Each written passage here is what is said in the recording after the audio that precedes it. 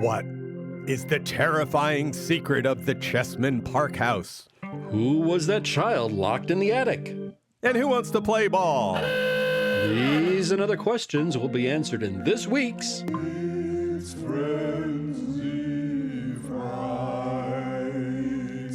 Welcome to Frenzy Frights, a horror movie review show. My name is Gerry. And I'm Chris. And we are your hosts. On Frenzy Frights, we're going to talk about horror movies, monster movies, creature features, and spook shows of all sorts. So, Chris, what movie are we talking about today? Thank you, Professor. We're going to look at The Changeling. This was directed by Peter Mendak. For our cast, we had George C. Scott as John Russell, Trish Vanderveer as Claire Norman, Melvin Douglas as Senator Joseph Carmichael. We had John Colicos as DeWitt. And our production company was Chessman Park Productions. For our release dates, this was released on March 26, 1980 at the USA Film Festival, and it had what appeared to be a more broader release on March 28, 1980 in Canada and the United States. Gerry, I'm going to turn it to you. Can you give us a brief synopsis of this movie? And then we will follow up with our own thoughts. You betcha. Just note that Chessman Park Productions is the same name as the house, Chessman Park House. So, interesting. All right, I'm going to spoil the whole movie here. It's a snowy November in upstate New York. Funny, it's a snowy January in upstate New York right now, but I'm not in the movie. Anyway, John Russell, George C. Scott, is pushing his dead family truckster to the side of the road. The roads are terrible. John's wife and tween daughter, Kathy, have a snowball fight on the other side of the car while he goes to a phone booth to call AAA. While on the phone, a traffic accident happens right in front of them, and John's wife and daughter, Kathy, are killed by the crashing vehicles. John is distraught, as you can imagine. He moves out of his beautiful Upper West Side pre-war apartment because there are too many memories. So 4 months later, he arrives in Seattle, where he has a job teaching at the University of Washington. He rents the Chessman Park House from the Historical Preservation Society. Why is the house empty? Oh, I just started working here. I'm not sure, says Claire. Oh, great. Anyway, at the HPS gathering, the Washington Senator Joseph Carmichael speaks. He's not Old Man Pendrell. He's Carmichael. There's a music room with a piano where John can compose. The house gets fixed up really quickly, like in a scene, and John can get to living, loving, and composing in the house. We see that occasionally one key of the piano is a dud, but when John leaves the room, it presses itself. Double great. John is a famous celebrity composer for some reason, and his class at UW is very popular. He's also very popular with Claire from the Historical Preservation Society while they make goo-goo eyes at each other. One morning at 6 a.m., the house is knocking, but you can't come in. Where is this knocking coming from? It wakes George C. Scott up, or John, I should say. No idea. Also, doors start opening by themselves. John goes horseback riding with Claire, and she says something that triggers his memory of his daughter Kathy, and he gets all moody. The next morning, also at 6 a.m., John is sobbing in bed in sorrow of his loss when he hears the knocking again with the banging. And that night, he hears the kitchen faucet is running somehow. He turns it off. He hears noises and what he thinks is laughing upstairs, and he investigates. He finds the upstairs tub is full of water, and he turns it off. In the tub, he momentarily sees the body of a child under the water, but then it's gone. What is up with this house? He goes to the HPS to get the scoop on the house. And it turns out from talking to an older employee, the house should not have been rented. That house is not fit to live in. It doesn't want people. And he gets all the files on the house. At home, he's outside when a small glass window pane breaks from an upper floor window. Weird. I wonder what that room is. John goes to check, and the stairs to the attic are blocked in a closet behind some shelves. He tears down the shelves like the magnificent bastard he is. Or was that Rommel? Anyway, it exposes a door with a lock, and as he hits the lock with a hammer, the house banging starts again. They are matching the beat, the beat, the beat. He goes up to the room and finds a music box, and he opens the box, and it turns out that the music it's playing is exactly the music he's been composing. The same key, time signature, everything. Weird. It's a startling coincidence, Claire points out. Yes, it is. Thanks for your help, Claire. John takes Claire to the attic room, and they find a child's book with the initials CSB, dated 1909. There's also a small wheelchair, like for a child. John and Claire go to the HPS research room. Microfiche alert, this is how pre-internet research was done, kids. It wasn't fun. They find a Dr. Bernard rented the house in 1909 with his family, and one of his kids was Cora, and she was killed in a coal cart accident outside the house. Is the ghost in the house Cora? John's upset because this is a very similar accident to his own daughter's. And at night, there's more banging, and Kathy's ball, which John kept in her memory, bounces down the stairs. This upsets John, and he takes the ball and drives out to the city and throws the ball off a bridge into the water. But later back at home, the ball comes down the stairs again, none the worse for wear. What is going on? Well, let's have a seance. They find a bona fide, genuine, A+ number 1 psychic medium from the university. She does auto writing, and John records the seance on his reel-to-reel. Long seance short, the psychic asks a load of questions and writes her impressions on the paper. The ghost isn't Cora, but someone named Joseph. He died in the house as a child, where Cora died outside of the house in the hospital. The spirit says, "John, help, help, help." And afterwards, John listens to the reel-to-reel playback and hears a child's voice answering the psychic's questions. "Father, Father, no, the well, the ranch, the dark, my medal," are some of the things he hears on the tape. John listens as he looks at the psychic's auto writing and gets a vision of a crippled boy, Joseph, in a bathtub where his father drowned him. The banging on the house is the banging on the tub as Joseph is drowned. "My name is Joseph Carmichael." Hold it. Isn't the Senator Joseph Carmichael? Well, let's put a pin in that for a minute. He plays the tape for Claire, and she hears the voice too and cries, so sorry for the poor little boy murdered by his father. One of the papers has the words Sacred Heart. Wasn't there an old orphanage called Sacred Heart? But it's closed now. Suddenly, they see the little wheelchair at the top of the stairs. Weird, how did it get there? It turns out that one of the employees at the Historical Preservation Society is friends with Senator Carmichael and calls him and tells him about the kerfuffle at the house. We find that a Richard Carmichael lived in the house, and his wife died when Joseph was born in 1900. Joseph was ill all his life, and the mother was the one with all the family money, and she left it to Joseph, not her husband. If Joseph died before he was 21, the fortune would go to charity, and Richard would get nothing. And this sickly kid was sure to die young. So, in short, Richard killed his son, got a replacement Joseph from the Sacred Heart Orphanage, maybe the kid's name was Pendrell, and went to Switzerland for 10 years and passed off the new Joseph as the old Joseph. Who knew? Who would know? You can't send instas of the fam back in 1909. Meet the new Joseph, same as the old Joseph. Anyway, with this new spooky info, they find the old Carmichael Ranch on a map and the location of a well, and they find where the modern-day house where the well would have been, and they visit. The homeowner isn't sure whether or not she wants her daughter's bedroom dug up, but, it is weird that that's exactly the spot where her daughter had a nightmare of a little boy trying to climb out of the floor, and it was the same night of the seance. That's a heck of a thing. She'll sleep on it, and we'll see. But then the next night, the girl wakes up and goes to look at the spot and sees a little boy under the water in the well. She screams, and Mama calls John, and they start digging. John is on shovel duty and finds a little skeleton hand, and they call the police and the body's exhumed. They can't ID the kid, though. Gosh, he is over 50 years buried. But at night, John breaks into the house and finds a baptismal medal in the well. Or more accurately, the medal finds him. It says Joseph Patrick Carmichael, St. Paul's Church, September 8th, 1900. Yep, that was Joseph. John wants to give the medal to the senator and kind of hooks up with him at Boeing Field. He's at a private airplane, but the senator won't talk to him, and John makes a scene, and he shows him the medal, and he still gets taken away. Back at home, John gets a visit from Police Captain DeWitt. He's not from Star Trek. He's not a Klingon. He's not from the Federation. He's Police Captain DeWitt from Seattle.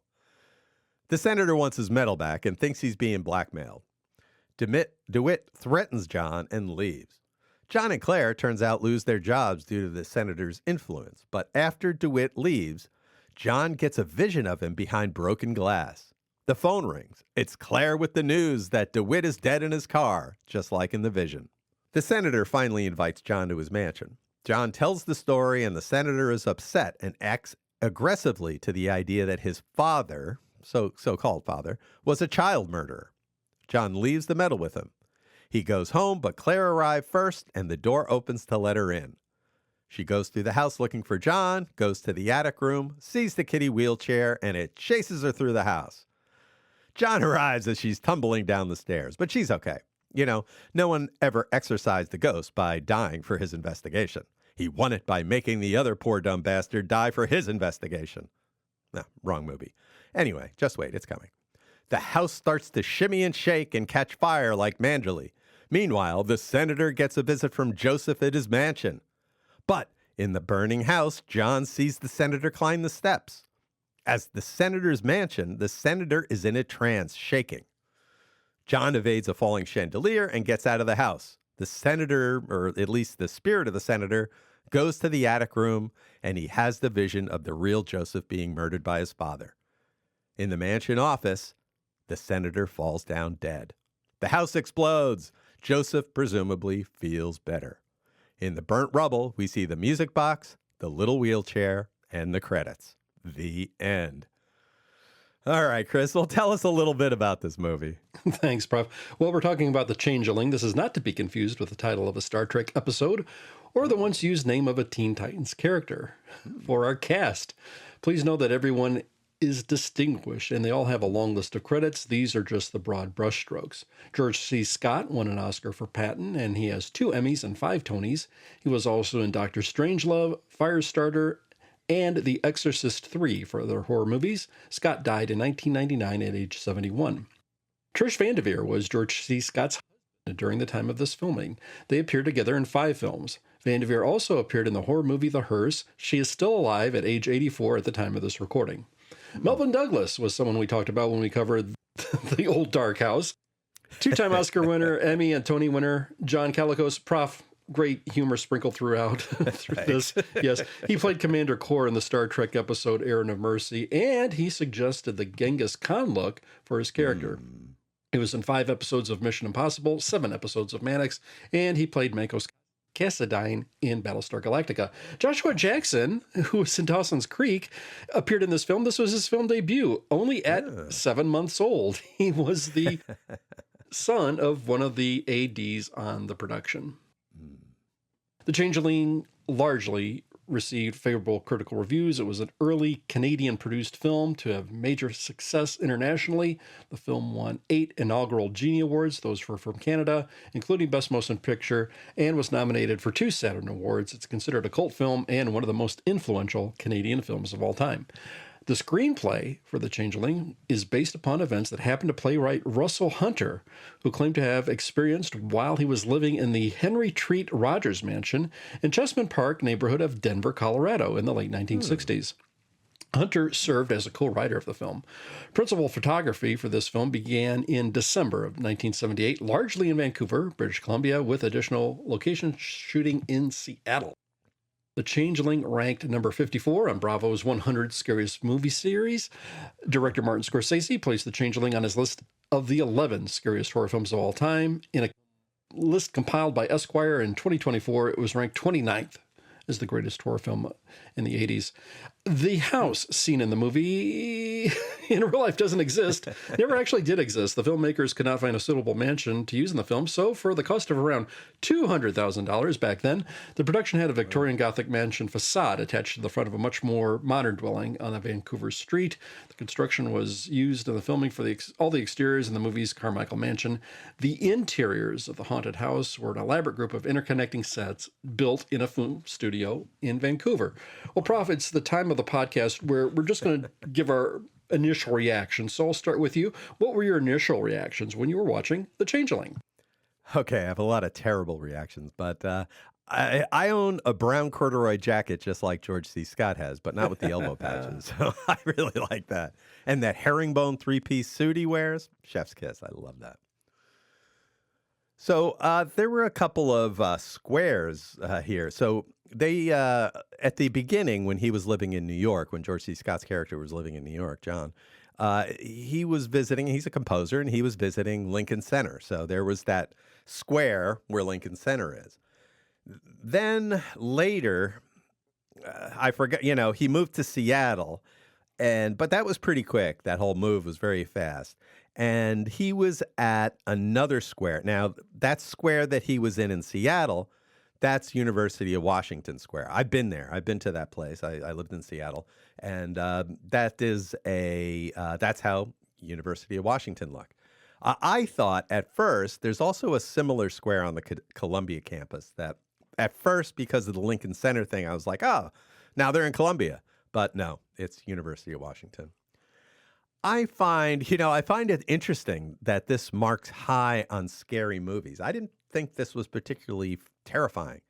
I think it's a very restrained movie.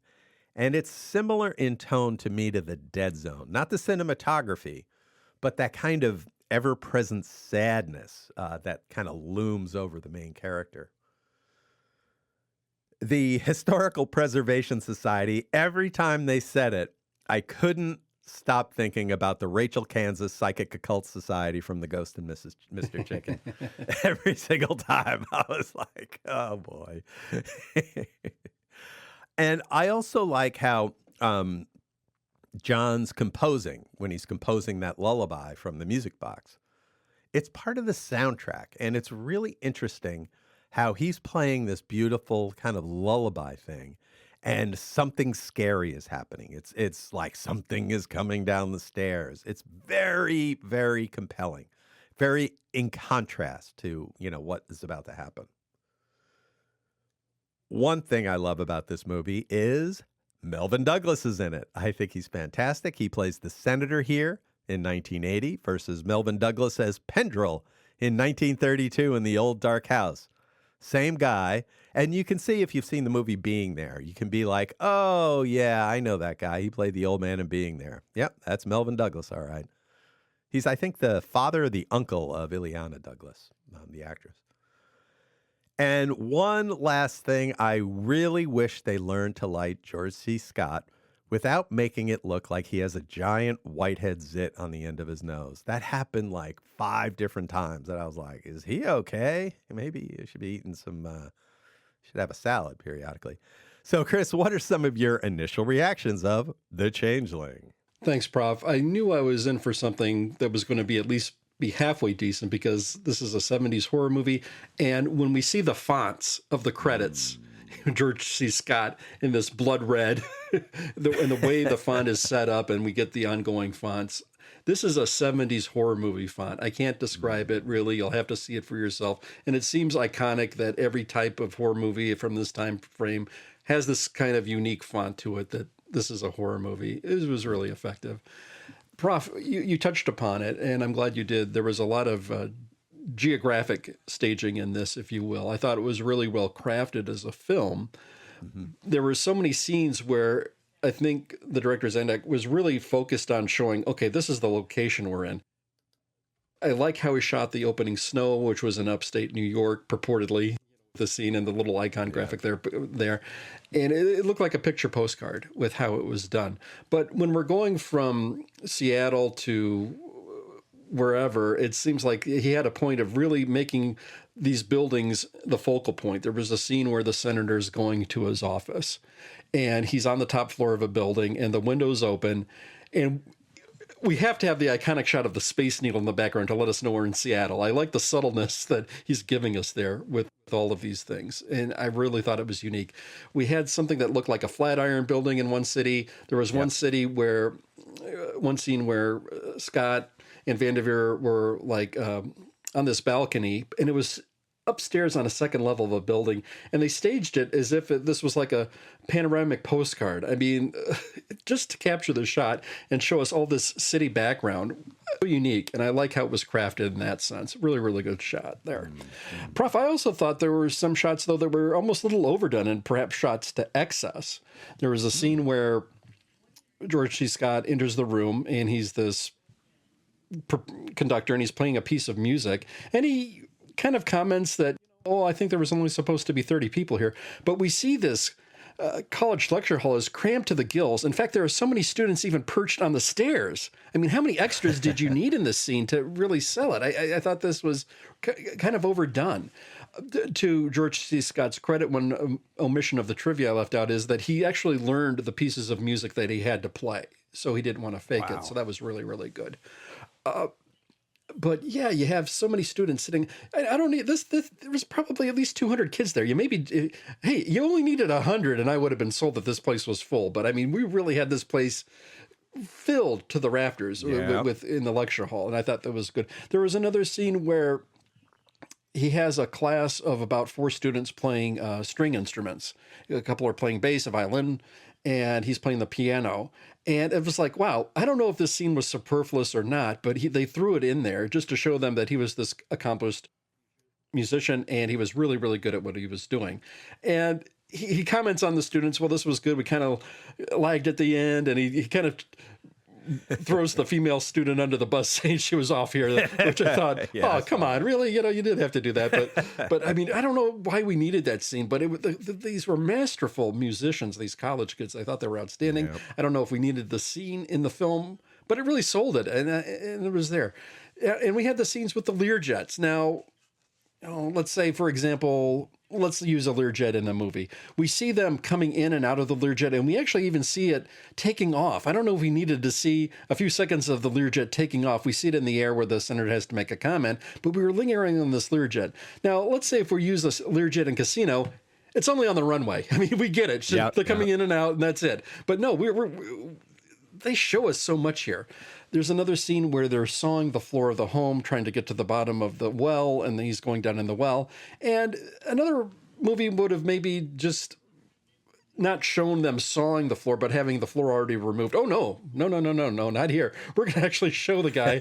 We're going to introduce the guy to Vanderveer, saying, oh, well, this is Dave. He's going to saw the floor. I mean, Mendak doesn't waste any time or expense. He's actually going to saw the floor and bring in this thing, and they go into this tiny room with plants. And that's another thing, too, back in the day, Prof, that I don't remember seeing these days. But as a kid, sometimes my parents would know a friend, and they would be, a huge botanist. That was their hobby. They would have literal green rooms, rooms with plants just all over the place in some of the rooms of these homes. You don't see that too much these days, but back in the 70s, I certainly remember people had plants as a hobby, and they would actually have a lot of plants in a particular room. This woman was no exception. There were tons of plants. And what are they going to do? Yeah, I had a dream something was happening here, and saw something on the floor, and well, can we cut it up? George says, well, let me sleep on it. Sure enough, then she has a bad nightmare again. Boom, we're cutting this floor up, and they are wasting no expense sawing the floor in this little room.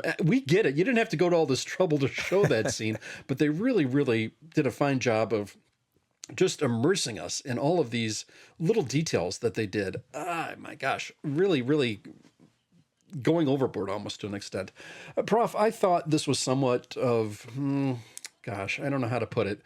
I was looking for a way to categorize this, because around this time, and I the only thing I could come up with was calling this perhaps a non-popcorn horror movie from around this time. Sort of like Ghost Story with Fred Astaire, if I'm remembering it right, the Omen movies.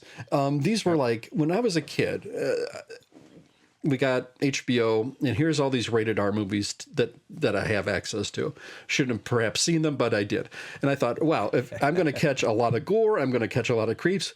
But I'm watching these R movies, and I'm thinking, why is this rated R? I'm not scared. There's no, there's no blood. There's no gore. There's none of this. There's no bloodletting. There's no graphic excess of these things. There are some jump scares here and there, but these I invented a category called non-popcorn horror movies from around this time, like Ghost Story, the Omen movies. These were they had The Exorcist. The Exorcist.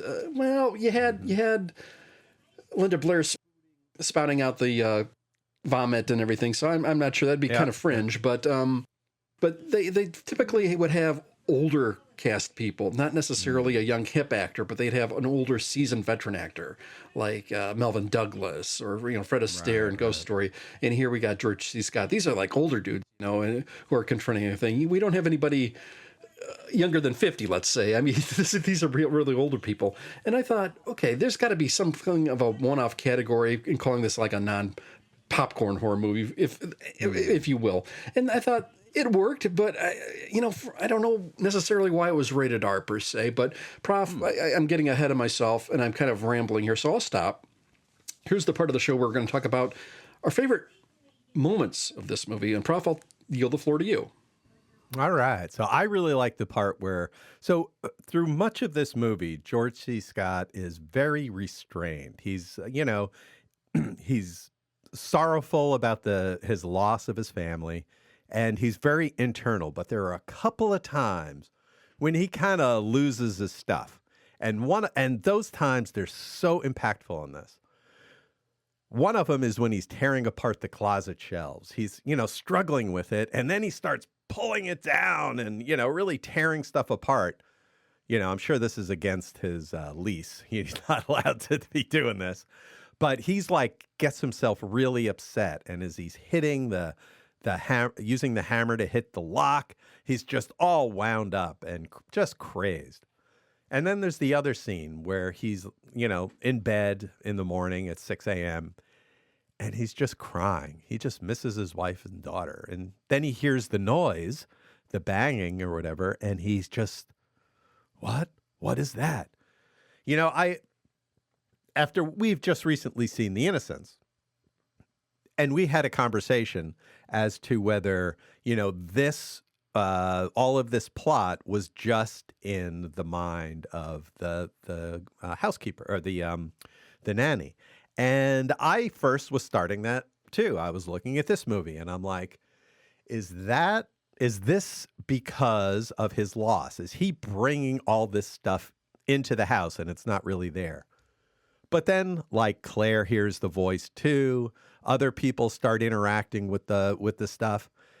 And I thought it was a little funny that, at first he was going after this girl, Cora, thinking this girl, Cora, died. And that really connected him because of the death of his daughter and thinking a young girl died, same age as his daughter, more or less, that he got invested in this mystery. And it turned out it wasn't the daughter. It was kind of a, oop, no, look that way. It was something very different. So, I thought that was really interesting how it changed who the dead kid was going to be. I think George C. Scott is a great actor. I've seen so many of his movies. He's so good in everything. I think this is the era of when he did his Scrooge movie, when he played Scrooge. He seemed so light and joyful in the intro before his family is killed. You can imagine you're a husband, you're with your family, you're upstate New York on a vacation. Your car breaks down and you're pushing it. He seemed very jolly about it. He's like, whatever. We'll, push the car to the side of the road and then I'll call AAA and everything will be fine. I know if it was me, I would be freaking out. Car, stupid snow, stupid AAA. And he's just having a good time with his family. And it really contrasted with his sorrowfulness later. I really like that. It's very similar to the transition Oliver Reed goes through in Burnt Offerings. There were a lot of little plots, and I think this story could have been tightened quite a bit. The story itself was efficiently told, but it was convoluted.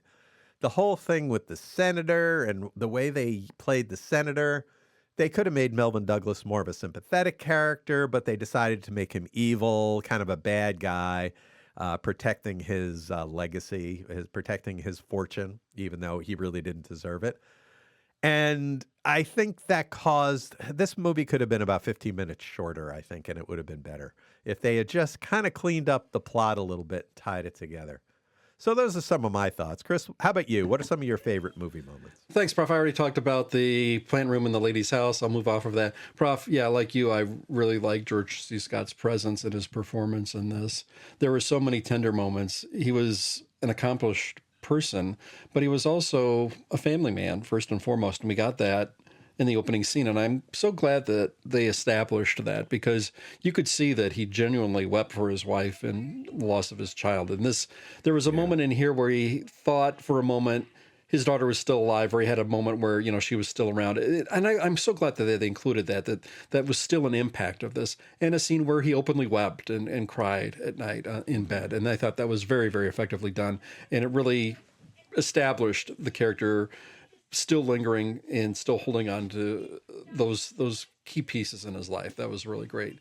Prof, when he's doing the investigation, wow, I'm wondering how much time does this guy got on his hands? I don't live in a world where I can drop everything and get to the bottom of it and going through these records. And when he goes to these places to dig up information, it's fantastic, because he goes to different buildings. They are all elderly people. These are people with long white beards. and here, let me get out this book, And what does that mean? Oh, well, this thing represents there was a well here, and it was like the casting was brilliant. But I mean, just to have all the time and showing the investigation, my gosh, it was wow. I envy those people who can just almost seemingly drop everything and seemingly spend hours doing research on things. It's fantastic. Wow. Yeah. Prof, you brought up burnt offerings, and I can't help but go there. There's a very disturbing scene here where they show a child deliberately being drowned in a bathtub, and it lingers. And now I'm not putting this out there to say this is a favorite moment of mine, but I will have to grant you this was very intense, very, very horrifying, and very, very scary, and very, very creepy. And we kind of talked about a scene in Burnt Offerings where they didn't necessarily want Lee H. Montgomery's character in any sort of peril, but yet here in this film, made a few years later in Canada, they are not afraid to go there, and they really linger on this thing for quite a few seconds longer than I thought was necessary. I mean, to describe it, the child's ankles are being held above the water as the child's head is underwater in this bath, and he's banging on the side of the bath, which subsequently is the noise that George C. Scott's character hears. It's this staccato beating along against a wall, and it is very, very creepy. And I'm just wondering if anyone was really unnerved by the violence depicted to this poor child in this film. It was very, very horrific and very, very disturbing. The seance scene, Prof, you circled on this a little bit too. I thought that was fascinating, because we've got this woman with a blank expression on her face, and she's just in one hand has a pencil, and this guy repeatedly just waves paper on the table, slides it underneath to where the pencil is, so she continually can keep writing and just ciphers these things out. And you could just see things kind of flying in her head, and she's quickly transcribing what's flying in her head.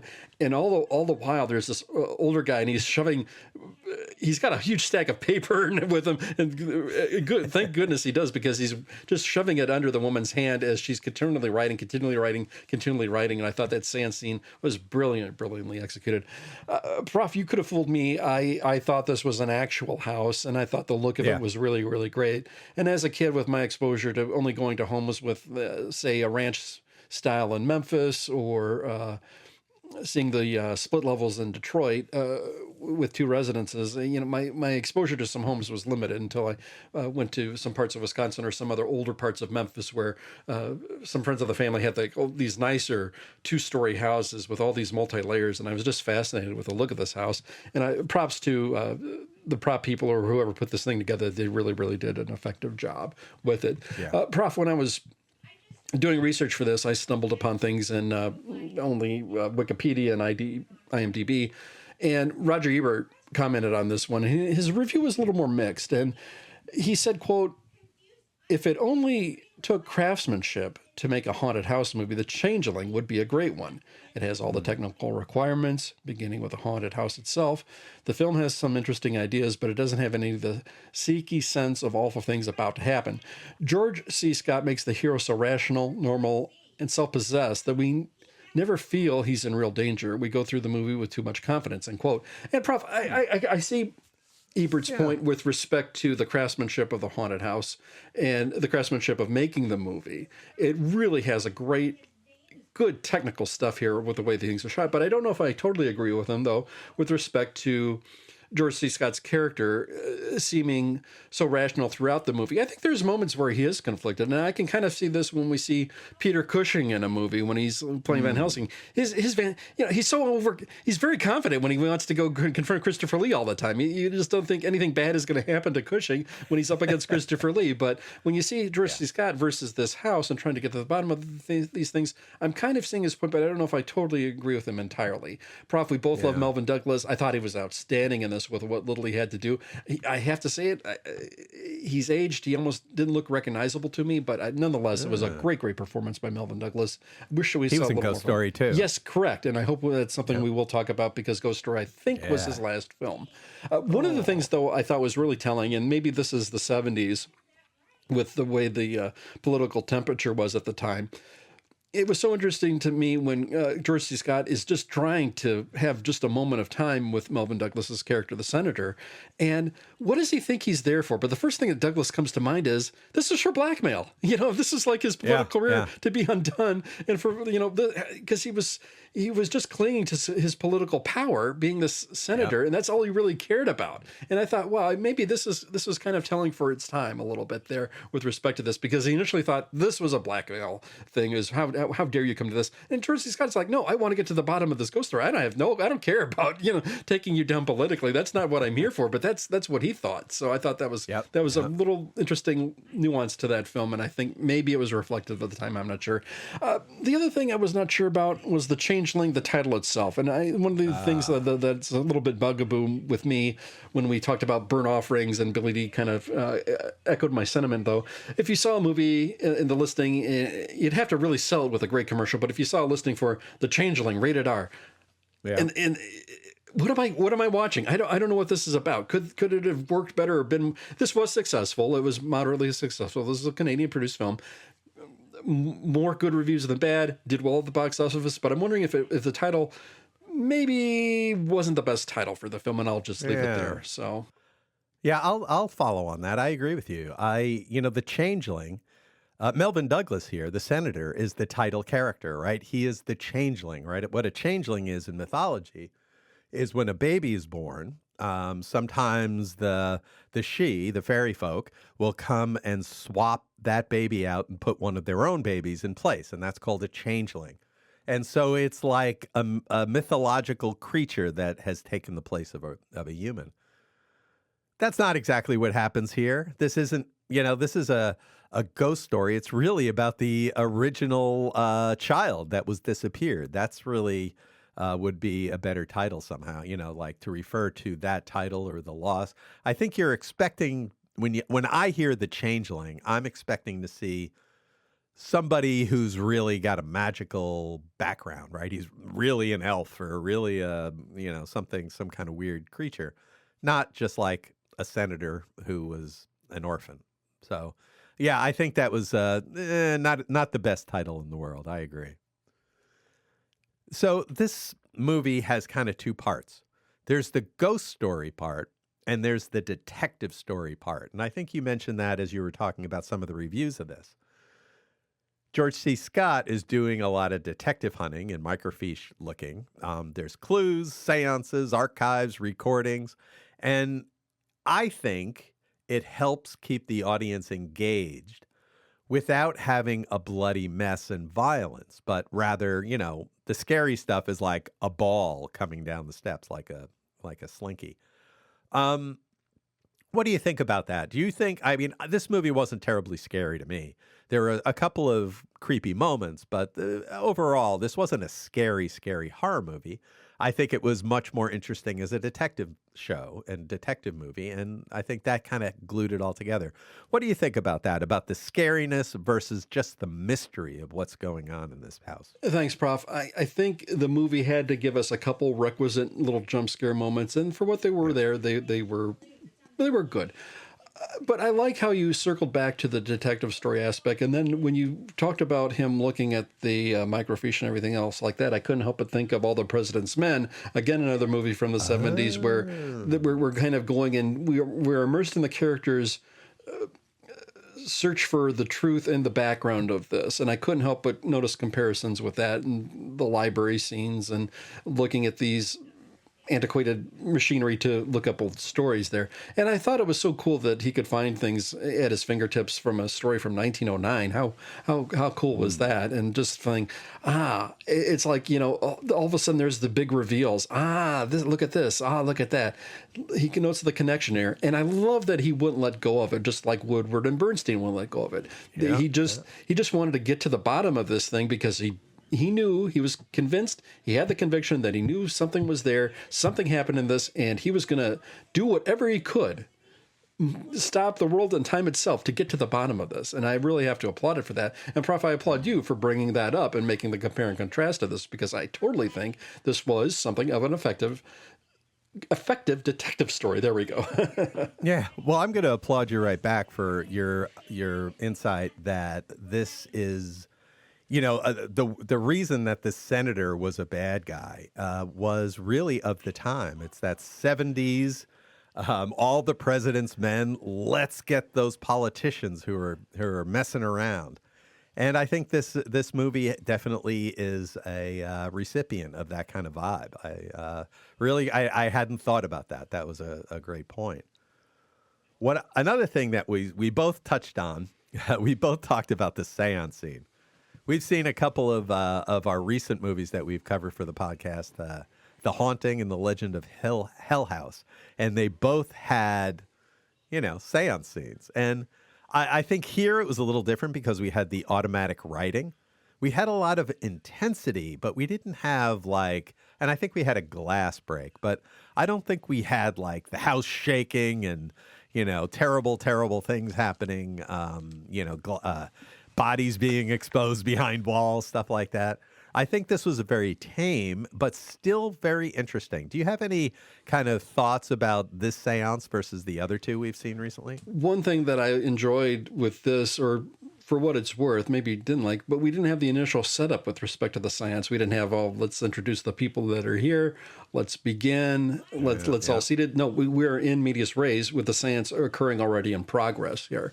And good or bad, it's already happening, and there's no setup. It's just we smash cut, and then here we are. But I really love the woman with doing the one facial expression that she's fixed on. She's seemingly in a trance, and she's just constantly writing here. I thought she was a brilliant actress for what little she had to do. But I don't recall. Usually, you hear somebody being summoned, and they'll possess a person and they'll speak through their voice. Not this lady. No, she's just writing it all down, whereas somebody else is doing this.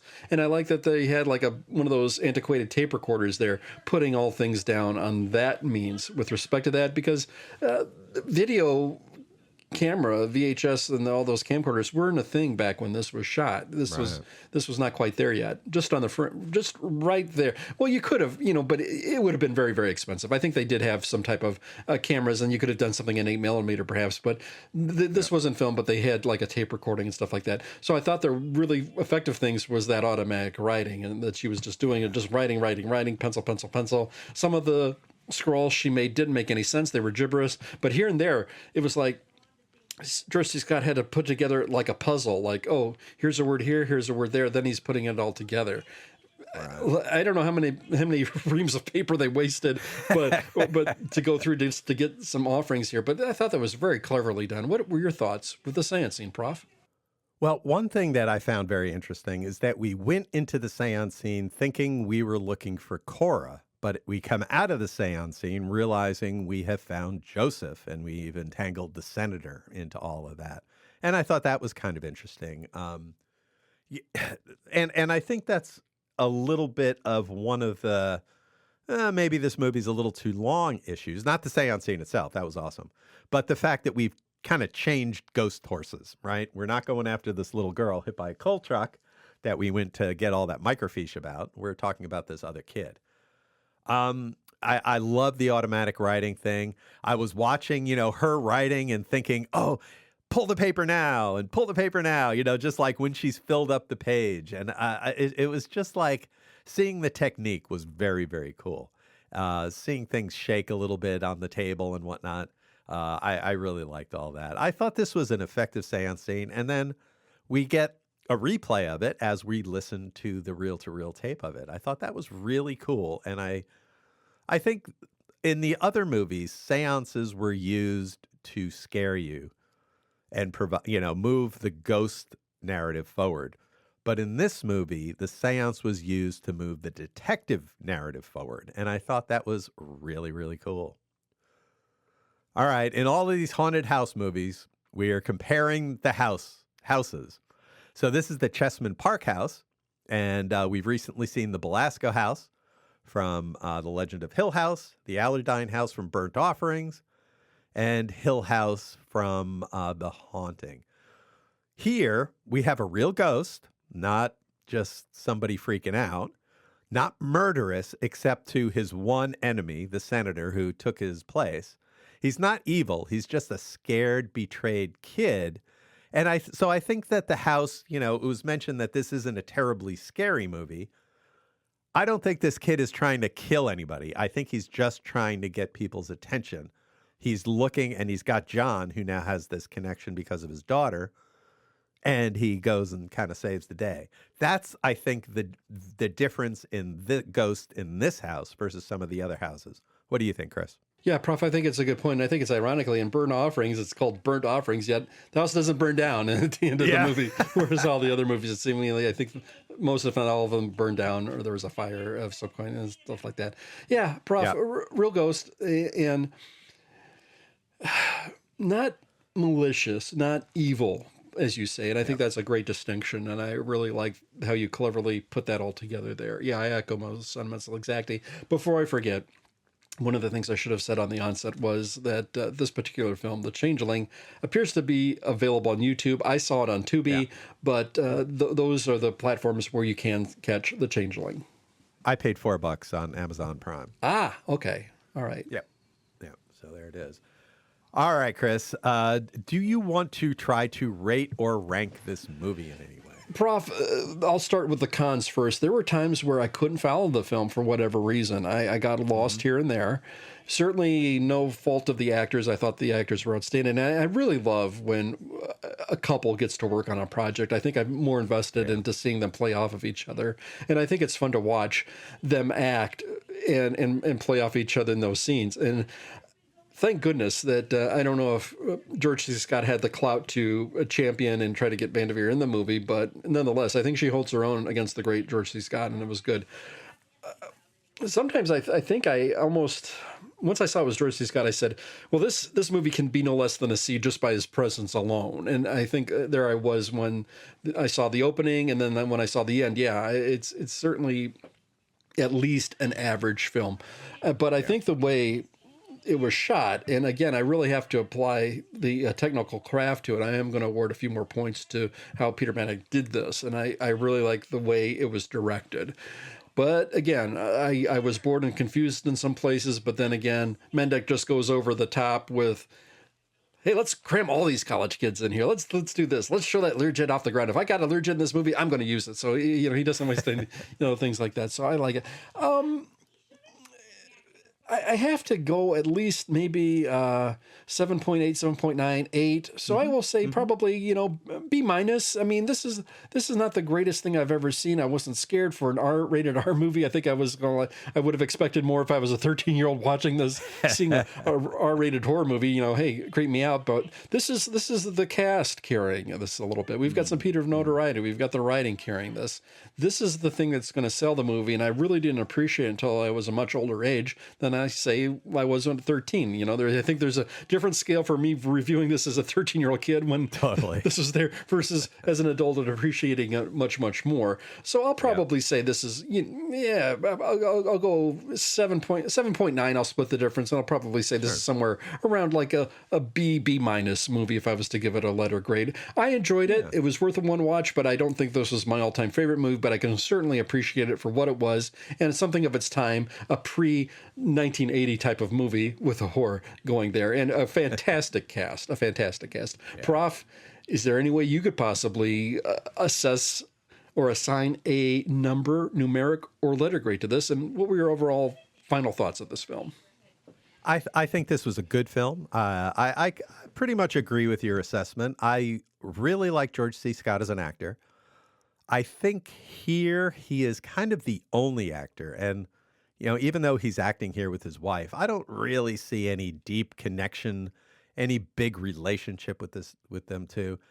This is a George C. Scott movie, and every other actor, except for maybe Melvin Douglas, is completely, could be swapped out for somebody else. There's no relationships in this movie. And I think that's the big weakness that, other than George C. Scott's relationship to his dead family, there's nobody in this movie that he's interacting with. So I think that really, really weakens it. I'm going to give this a B. I think George C. Scott is great, but I think the plot kind of wanders and could have been tightened up a little bit. And it really wasn't scary. It was eerie and creepy, but it wasn't scary. And the mystery had just a couple of too many wrinkles for me. So I like Melvin Douglas, so I'll give that a little boost. I like George C. Scott, so that'll give it a little boost. And and they showed University of Washington quad, and I've been there, so that's fun. So yeah, I'll give it a B, which is a little higher than you, but not much. Well, thank you for checking out Frenzy Frights. Check out our other shows, The Professor Frenzy Show, where we cover indie comics, That Guy in That Show, where we look at great character actors, and our Twilight Zone episode review, where we review Twilight Zone episodes. Thanks for listening and watching. It's Friends.